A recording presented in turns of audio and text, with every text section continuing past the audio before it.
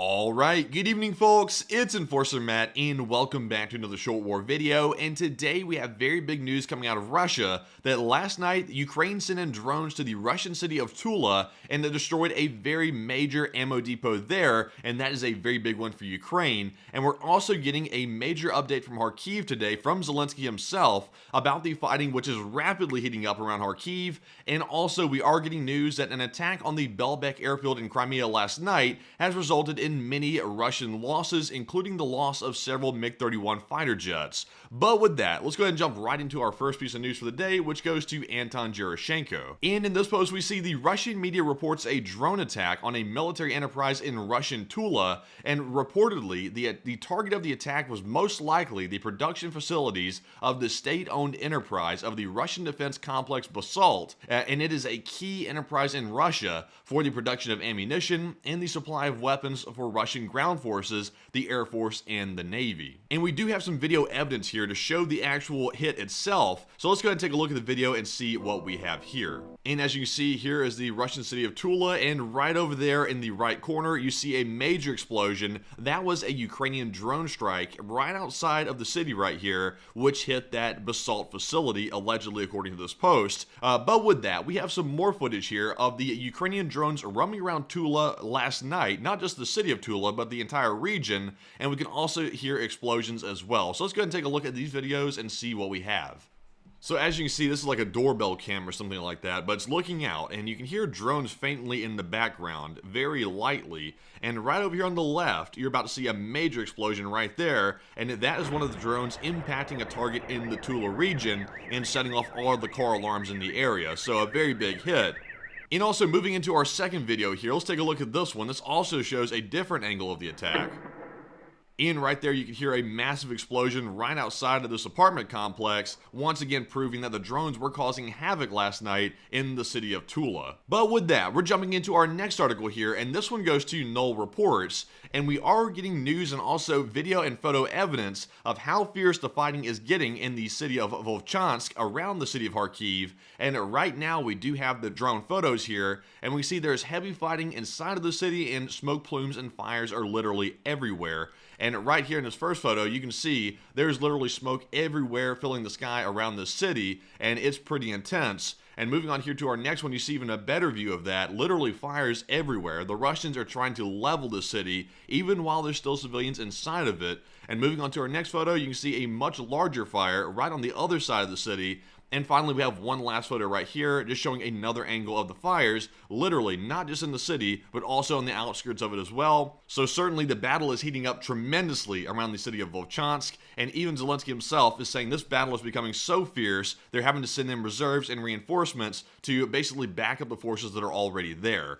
But with that, we're moving into our next post, and speaking of an update from Zelensky, we did get one, and today Zelensky held a meeting with his chief of staff in the city of Kharkiv, and he said that I heard a detailed report from the commander-in-chief Alexander Sersky and the commanders of the local brigades, and the operational situation, task, and needs of each involved brigade, each unit, in particular in the Kharkiv region. He heard from literally everybody today that's fighting in the area, and Zelensky says they also analyzed in detail the prospects for the combat situation and the threats in the coming days and weeks. And as of today, this is the big part, the situation in the Kharkiv region is generally under control, and our soldiers are inflicting significant losses on the occupier. However, the area remains extremely difficult, and we are having to reinforce our units. So once again, honestly, the fighting style that we're seeing by the Russians in the city of Volchansk, and also around Kharkiv in general, is the traditional Russian meat grinder style. There's really no new strategy here.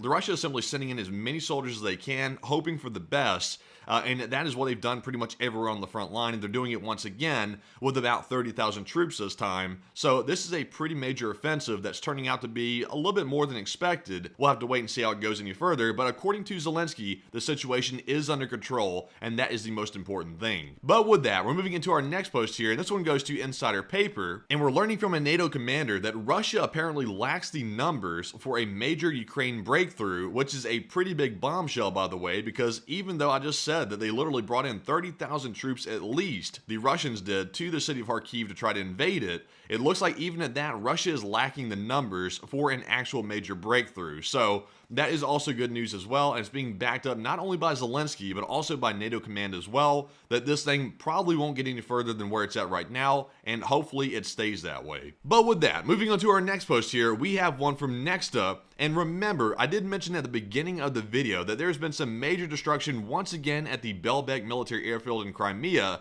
and last night we heard that several things were destroyed. First off, a refueling station was destroyed in a night attack, and we had the video of that right here. You can see it burning right over here in the left side corner of the screen. There is that big fuel supply on fire, and it is now burning quite fiercely. But we did hear of more major losses than that, and we have heard from the Ukrainians that as a result of the attack, not only was that fuel station destroyed itself, but also 2 MiG-31 aircraft, an S-400 air defense system, and also a warehouse of fuel and lubricants were destroyed at the Belbek military airfield, and also 2 Russian servicemen were eliminated and 13 were injured. So as you can see here right in the photo, these are MiG-31s right here, exactly 2 of them, and that was exactly what was destroyed at that airfield, including the equipment that's also around it, that was also destroyed as well. So, like I predicted a couple of nights ago, I figured that after these attacks that Ukraine's conducted on these airfields, they're going to take out some pretty big aircraft, and they've done so right here. So once again, a very big win for Ukraine, and Ukraine keeps giving it to the Russians, even though they're fighting hard in Kharkiv, the Russians simply can't catch a break, and even in Crimea, they're still not catching a break. But with that, we're moving into our next article here, and this one goes to the Clash Report, and we are learning that Turkey has completed deliveries of the Bayraktar TB2 UCAVs to Poland. And just for a little context, it says here that Turkey and Poland signed a $270 million deal in May 2021 for the sale of 24 Bayraktar TB2s, and Poland was the first NATO and EU member country to purchase Turkish drones. So a very big deal here as well. The Bayraktar TB2s have been very potent in the Ukrainian war, and while there are some critics of it saying it can easily be picked up by radar and other things like that, it's a very potent aircraft nonetheless, and it's also very affordable, and it's good to see here that Poland has picked up about 24 of those, and maybe even more in the future. But with that, we're now moving on to our next article, and this one goes to Null Reports, and even though we're seeing Turkish private industry, which the Bayraktar company is coming through for Poland, we are hearing that Turkey is once again doing Turkey things, and we see here that Russian oil is being massively routed to the EU via Turkey, which has become a key transit point, and from February 2023 to February 2024, Turkey's purchases of Russian oil increased by 105%, and its fuel exports to the EU rose to about 107%. And the scheme is possible because of a workaround in Brussels sanctions that allows quote-unquote blended fuels into the EU if they're labeled as non-Russian. So what we're seeing here basically is, like I said, Turkey being Turkey, and they're helping out Russia to basically evade sanctions and get their oil out by blending it with other fuels. So in one respect, you could look at this as an innocent move by Turkey to basically help out Putin in some regard, because Turkey is like sort of riding the fence a little bit. They do things to support Ukraine, but at the same time, they do things to support Russia as well. But in reality, what they're doing here is Turkey is indirectly funding Putin's efforts in Ukraine. That's the way I see it. By allowing them this workaround, by selling their oil, Turkey is basically giving Russia money to fight the war in Ukraine. And that's pretty bad. And we really need to put a stop to that, because even though Turkey has always been a little bit waffly when it comes to supporting allies, this is something that we really cannot ignore, in my opinion, and we need to address this before Russia keeps getting more money. So we'll just have to wait and see if this is actually addressed, but certainly this issue needs to be looked at closely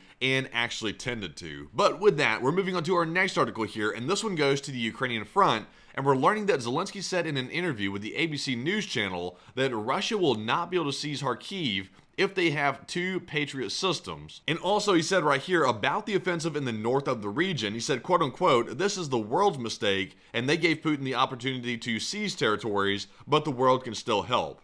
And honestly, that statement right there, I would not have made that statement. That was a poorly worded statement by Zelensky. No need to start throwing shade at the West or anything like that, because, you know, it's better to have aid than no aid. And even though it was indeed late, I do agree with that. No need to basically tell people that it was the world's mistake, because this is nonetheless Ukraine's war. And nonetheless, the West did come through. So a little bit of an oddly worded statement there. But we do need to see about getting more Patriots to Ukraine, because that would be a massive help. But moving on to our next post here, we now have one from the Kyiv Post.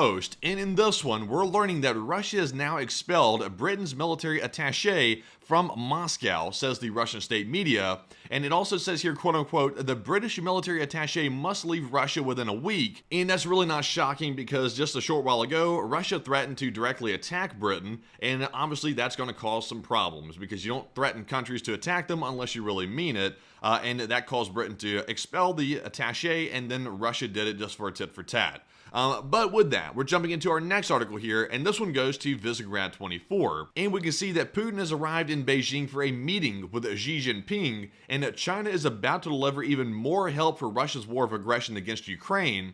And it must be clear that for Westerners that they're facing an alliance here. It's China, Russia, Iran, and North Korea. And I think at this point, honestly, it's pretty clear that China, Russia, Iran, and North Korea are forming an alliance here, basically an Axis powers in the New World Order. They are forming their own little strong bond here, and we're seeing that Russia and China are even getting that even closer together. And China has been supplying military aid to Russia throughout this entire war. They've been providing dual-use goods that can be used by the Russians for civilians and also military as well. And also, I'm going to spare by showing everyone the video of this whole incident and everything like that because it was just really cringy all the way around. Putin almost came to tears talking about how the Chinese and the Russians are almost brothers. And it's just a whole facade just to create this whole image that China and Russia are great pals, when in actuality, they're ready to stab each other in the back pretty much any minute. But for right now, it's an alliance of convenience, so it is working. But with that, that is actually our last piece of news for the day, and I hope you found today's video informative, and if you have, please press the like button and also give the channel a subscribe as well, because that greatly helps us get the news out there. And also, if you want to support our operation financially, you can do so on our Patreon page, and the link is in the description below for that, where you can go over there and sign up for a membership and help support the channel financially. And that's a huge help, by the way, because we're almost entirely crowdfunded by the viewers, and it's the viewers that make this all possible. So with that, thank you all for watching, and we'll see you all tonight at 10 p.m. Eastern on our nightly war news stream, and bye-bye for now.